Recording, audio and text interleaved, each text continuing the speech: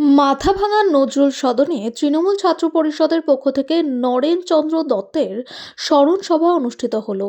এই স্মরণ সভায় উপস্থিত ছিলেন সমস্ত ওয়ার্ডের কাউন্সিলর নেতৃত্ববৃন্দ, জেলা সভাপতি অভিজিৎ দে ভৌমিক, গিরিন বর্মন, মহেন্দ্রনাথ বর্মন, বিশ্বজিৎ রায়, বিশ্বজিৎ সাহা, 7 নম্বর ওয়ার্ডের কাউন্সিলর শুভময় সরকার, 5 নম্বর ওয়ার্ডের কাউন্সিলর চন্দ্রশেখর রায় বসুনিয়া, ব্যাকেটে বান্টি আরও অনেকেই এখানে উপস্থিত ছিলেন।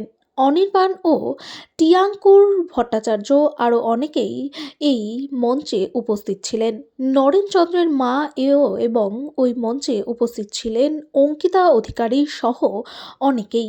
এই বিষয়ে কোচবিহারের জেলা চেয়ারম্যান গিরেন্দ্রনাথ বর্মন কি বললেন শুনুন বিস্তারিত। গিরিন্দা, আজকে নজরুল সদনে কি অনুষ্ঠানে কি বলবেন আমাদেরকে? আজকে নজরুল সদনে মাথাভাঙার ছাত্র পরিষদের প্রাক্তন সভাপতি বাইক দুর্ঘটনায় মোটর দুর্ঘটনায় তিনি প্রাণত্যাগ করেছিলেন 25 নভেম্বর। সেই দিনটিকে স্মরণ করার জন্য ছাত্র পরিষদ, আমরা জেলা তৃণমূল কংগ্রেস যৌথভাবে এই দিনটি প্রতি বছর পালন করা হচ্ছে। আমাদের সৌভাগ্য, এই ছাত্র পরিষদের রাজ্য সভাপতি প্রতি বছর মাথাভাঙায় এসে নজরুল সদনে এই দিনটি উদযাপন করেন।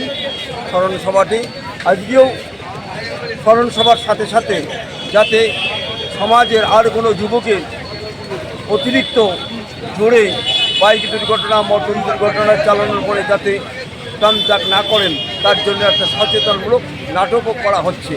এই দিনে আমরা মানুষকে সচেতন করছি তৃণমূল কংগ্রেস। গিরিন্দা, যার মৃত্যু বাইক দুর্ঘটনা কে ছিলেন? নরেন্দ্রনাথ দত্ত। উনি পার্টি কি পোস্টে ছিলেন? তৃণমূল ছাত্র পরিষদের জেলা সভাপতি ছিলেন। কত বছর হয়ে গেছে? পুলিশে মারা গেছে। তা আজকে কি তার স্মরণ সভা ছিল? তার স্মরণ সভা ছিল।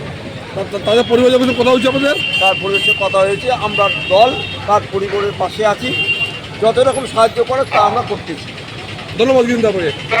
ধন্যবাদ। কোচবিহার থেকে সৌমিত দত্তের রিপোর্ট, প্রথম আলোর বার্তায়। সঙ্গে থাকুন, ভরসা রাখুন।